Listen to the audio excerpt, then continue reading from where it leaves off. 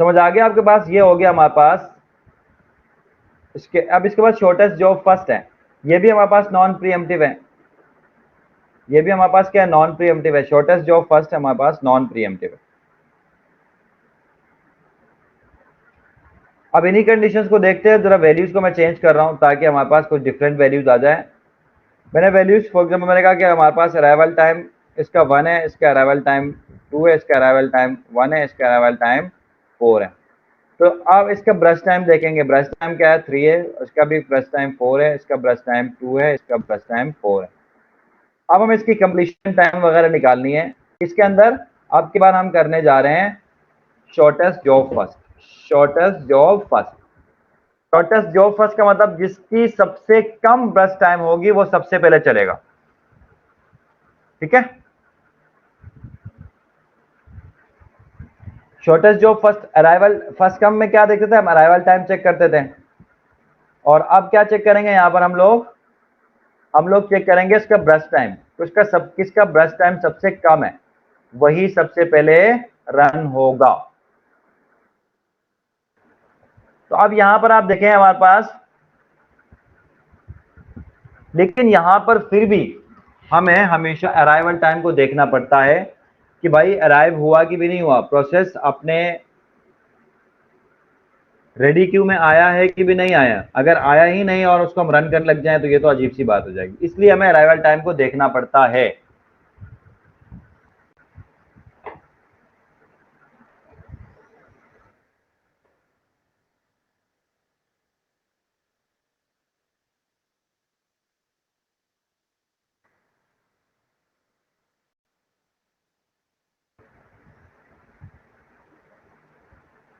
अब जरा मैं इनको रिमूव कर देता हूं यहां पर।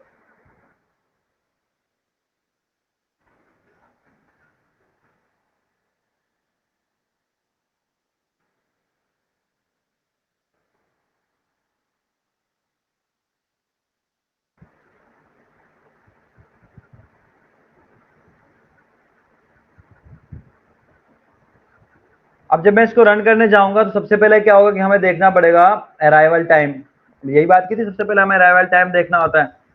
तो इस वक्त देखें सबसे पहले कौन सा प्रोसेस अराइव हुआ है। तो हमारा जो प्रोसेस चलता है वो 0 से चलता है, लेकिन 0 से लेकर 1 तक तो कोई भी प्रोसेस हमारे पास क्या हुआ, अराइव नहीं हुआ है। तो हम क्या करेंगे, तो अब हमारे पास आप कह सकते हैं कि जो 0 से लेकर 1 तक जो कंडीशन था, यानी 0 वाली कंडीशन जो थी हमारे पास क्या है, ये आइडल सिचुएशन है। यानी यहां पर क्या होगा, आइडल सिचुएशन आएगा। 0 से लेकर 1 तक हमारे पास आइडल सिचुएशन आ गया। अब देखेंगे आप 1 पे जैसे आगे, तो 1 पे प्रोसेस आ गया था हमारे पास। अब आप देखेंगे 1 पे कोई दूसरा प्रोसेस भी आया था, यस एक और प्रोसेस आया। तो 2 प्रोसेस आए हमारे पास 1 पे, एक P1 आया, दूसरा P3 आ गया। अब आपने डिसाइड करना है कि कौन सा पहले चलेगा कौन से बाद में चलेगा। तो शॉर्टेस्ट जो फर्स्ट के अंदर हम फौरन क्या देखेंगे, उसका ब्रश टाइम देखेंगे। जिसका ब्रश टाइम कम होगा वो पहले रन होगा। तो प्रोसेस नंबर 1 का ब्रश टाइम 3 है, तो ये तो पहले रन। और प्रोसेस नंबर 3 का प्रोसेस टाइम क्या है, 2 है, तो ये भी पहले रन नहीं हो सकता। एक सेकंड मैं कॉल,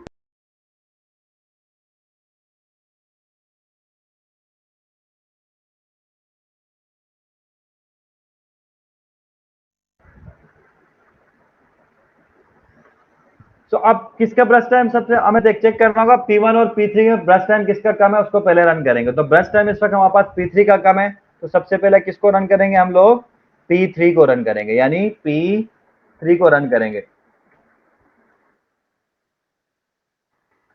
P3 को रन करेंगे। P3 कब तक चलेगा, यानी 0 से लेकर सॉरी 1 से लेकर इसको कितना चाहिए, 2 तक, 2 तक चाहिए, तो 3 तक चलेगा ये टोटल। तो P3 कितने तक चल गया, 3 तक चल जाएगा। 1 से लेकर 3 तक चलेगा, ठीक है, यानी P3 हमारे पास कंप्लीट हो गया। उसके बाद देखेंगे P3 हमारे पास हो गया। अब P1 ऑलरेडी हमारे पास आ चुका था और हम 3 तक चल चुके थे। क्या 3 के बीच में और कोई प्रोसेस आया, यस P2 भी आ चुका है, P2 2 पे ऑलरेडी आ चुका है। अब हम अगेन चेक करेंगे P1 और P2 के बीच में क्या क्या P1 पहले चलेगा, P2 पहले चलेगा? तो जिसका ब्रश टाइम कम होगा वो पहले चलेगा। तो P1 का ब्रश टाइम कम था, इसलिए हमने P1 को पहले रन किया, P1 रन होगा। अब सवाल ये P1 कब तक रन होगा? 3 से लेकर 3 तक रन होगा, यानी कब तक? 3 से लेकर 3 तक, कितना? 6 तक रन होगा। अब हमारा प्रोसेस 6 तक रन हो चुका है। अब हम अराइवल टाइम में जाके देखेंगे 6 के बीच में और कोई प्रोसेस आया? यस, एक और प्रोसेस आया 4। तो P2 भी ऑलरेडी हमारे पास था, P4 भी हमारे पास आ गया। अब P4 और P2 में से कौन सा पहले रन होगा, यह हमें देखना होगा। तो अगर सिचुएशन यहाँ पे क्या बन गई, P2 का भी ब्रश टाइम 4 है, P4 का भी ब्रश टाइम 4 है, तो दोनों का तो ब्रश टाइम सेम है। अब इस सिचुएशन में क्या करेंगे? इस सिचुएशन में आप देखेंगे जो पहले आया है उसी को आप रन करेंगे। अगर दो का ब्रश टाइम सेम है शॉर्टेस्ट जॉब फर्स्ट के अंदर, तो आप क्या करेंगे? जो पहले प्रोसेस आया आप उसको पहले एग्जीक्यूट करेंगे। तो पहले प्रोसेस कौन सा आया? P2 आया था 2 पे, तो उसको हम रन करेंगे। 6 पे थे, इसको कितने चाहिए? 4 चाहिए, तो 6 से लेकर 4 तक यानी 10 तक रन होगा ये, ठीक है। अब उसके बाद क्या होगा? आपको आपका जो प्रोसेस नंबर 4 है ये 4 पे आ चुका था ऑलरेडी, वेट कर रहा है आपके लिए। अब आप इसको 10 से लेकर 14 तक रन करेंगे, तो आपके पास इसका कंप्लीशन टाइम आ गया, यानी P2। अब इसके बाद P2 रन होगा और आखिर में आपके पास P4 रन होगा, ठीक है। यानी 0 से लेकर 3 तक रन होगा, 3 से लेकर आपके पास 6 तक रन होगा, 6 से लेकर आपके पास 10 तक है, और इस 10 से लेकर आपके पास 14 तक आपके पास क्या हो गया? प्रोसेस रन हो गया। तो इसका कंप्लीशन टाइम आ गया हमारे पास। शॉर्टेस्ट जॉब फर्स्ट क्या करेंगे? अराइवल टाइम देखेंगे पहले, उसके बाद उसका शॉर्टेस्ट जॉब जिसका कब से कम बस टाइम होगा उसको पहले रन करेंगे। बाकी चीजें सेम है, एवरेज टाइम निकालना हो आप, average time, turn around time निकालना है। टर्न अराउंड टाइम के लिए क्या करेंगे? कंप्लीशन टाइम को माइनस करेंगे अराइवल टाइम से, तो आपके पास टर्न अराउंड टाइम आएगा। फॉर एग्जाम्पल मैंने यहाँ पर माइनस कर दिया 6 से लेकर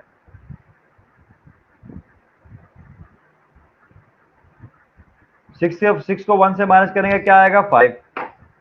10 को 2 से माइनस करेंगे क्या आएगा? 8। 3 को 1 से माइनस करेंगे क्या आएगा? 2। 14 को 4 से माइनस करेंगे क्या आएगा? 10। सेम उसी तरह वेटिंग टाइम निकालेंगे। वेटिंग टाइम क्या करेंगे? टर्न अराउंड टाइम को बस टाइम से माइनस करेंगे। 5 को माइनस कर दिया 3 से तो आ गया 2।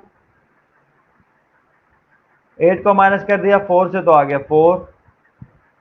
2 को माइनस किया 1 से तो आ गया आपके पास, 2 को माइनस कर दिया 2 से तो आ गया 0। 10 को माइनस किया 4 से तो आपके पास आ गया 6। अब जरा देखें हमारे पास प्रोसेस नंबर 1 को कितने टाइम वेट करना होता था? 2 टाइम वेट करना पड़ा था, और प्रोसेस नंबर 3 को वेट करना ही नहीं पड़ा था, जिस दिन आया था वैसे ही रन हो गया था।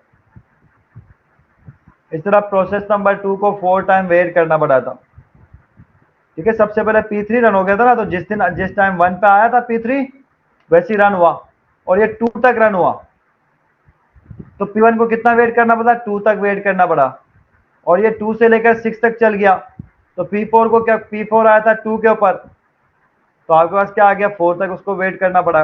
इस तरह P4 आखिर में आया और उसको 6 तक वेट करना पड़ा। और रिस्पॉन्स टाइम हमेशा हमने क्या बात की? प्रीएम्प्टिव के केस के अंदर रिस्पॉन्स टाइम की क्या बात की हमने? रिस्पॉन्स टाइम हमेशा सेम होता है,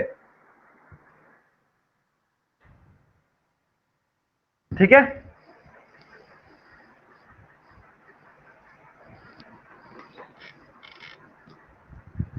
अब आप लोगों के क्वेश्चन की तरफ आते हैं।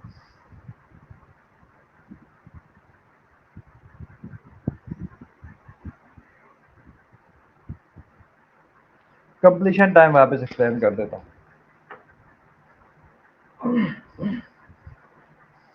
फॉर एग्जाम्पल P1 और P3 को कंप्लीट करवाना है, क्योंकि P1 और P3 एक ही टाइम पर आए, तो हमें अब चूज करना है कि P1 पहले करना है कि P3 पहले करना है। वो डिसाइड करेगा SJF के अंदर बस टाइम। हमने देखा बस टाइम P1 का 3 है लेकिन P3 का 2 है, तो जिसका बस टाइम कम होगा वही पहले रन होगा। तो P3 का बस टाइम क्या है? 2 है, ये पहले रन होगा, क्या है 2 है तो पहले रन होगा, तो 1 ये आया 1 पे है तो 0 तक तो आइडल कंडीशन था हमारे पास, ठीक है। तो 0 से ये 1 से लेकर 1 पे स्टार्ट हुआ, इसको कितने मिनट के लिए चाहिए, 2 मिनट्स के लिए चाहिए था, 2 मिनट के लिए मिल गया। स्टार्ट 1 से हुआ, 2 मिनट इसने ले लिए, तो कब तक कहां तक पहुंच गए, 3 तक पहुंच गए, तो इसका कंप्लीशन टाइम क्या होगा, 3 हो गया। इसी तरह P1 को कंडीशन कहां से मिल गया था, P1 को मिल गया था 4 के ऊपर,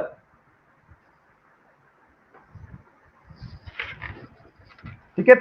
P1 को मिल गया था 3 के ऊपर, यानी यहां पर मिल गया था 3 के ऊपर, P1 को मिल गया था प्रोसेस 3 के ऊपर, तो और कितने चाहिए था उसको, 3 और चाहिए था, तो 3 उस पर मिल गया था, 3 और उसने प्रोसेस किया, तो कहां तक पहुंचे, 6 तक पहुंचे, ठीक है। सो इस तरह हमारे पास कंप्लीशन टाइम ऐड होता जाएगा।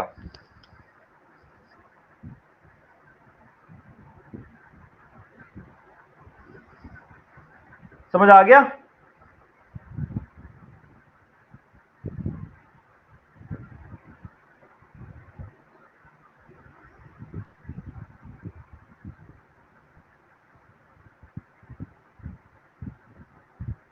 क्लियर है बेटा?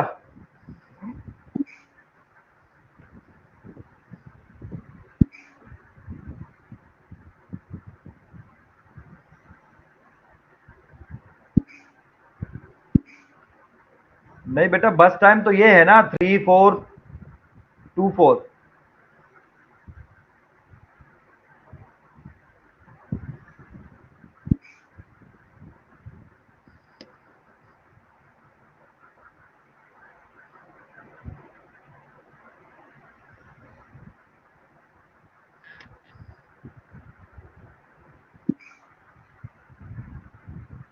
इसको इम्प्लीमेंट करना हो तो मैं इसी को, इसका जो पूरी कोडिंग है फॉर एग्जांपल कॉपी पेस्ट कर लिया, इसके अंदर कुछ सिचुएशन आपके पास थोड़ी सी डिफरेंट होगी, बस यहाँ पर आपको ब्रश टाइम चेक करवाना होगा हर टाइम। एक फॉर लूप, 2 फॉर लूप होंगे, हर लूप के अंदर दोनों को मैच करवाते रहोगे, जिस तरह हमने अराइवल टाइम की बात की थी वैसे ही हम यहाँ पर बस टाइम को चेक कराएंगे। सारा बाकी सारा चीजें सेम है आपके पास, सिर्फ और सिर्फ क्या चेंज होगा, यहाँ पर ब्रश टाइम को मैच करवाएंगे ताकि आपके पास क्या हो जाएगा, ब्रश टाइम प्रॉपर तरीके से रन हो जाए। तो यहाँ पर देखें वही काम हो रहा है। सबसे पहले हमने प्रोसेस नंबर पूछ लिए, उसके बाद उसका ब्रश टाइम हमने पूछ लिया, ब्रश टाइम हमें जैसे ही मिल जाएगा, उसके बाद हमने फॉर लूप लगाया, 2 फॉर लूप्स लगाए। 2 फॉर लूप क्यों लगाया, कि हमें हमेशा क्या करवाना है, इस ब्रश टाइम को इस ब्रश टाइम से मैच करवाते रहना है हमेशा हर बार, ताकि क्या हो जाए, यानी इसको 3 को हमेशा हमेशा सबसे मैच करवाना है, इसलिए हमने फॉर लूप लगाया, 2 फॉर लूप, और इसी के अंदर यही काम हो रहा है, स्वैपिंग हो रही है, ठीक है। और एंड में इसका एवरेज टाइम निकालेंगे और उसको हमने अच्छी तरह से प्रिंट कर लिया, तो आपके पास क्या हो जाएगा, यही सिचुएशन प्रिंट हो जाएगा। सेव करेंगे और इसको रन करेंगे।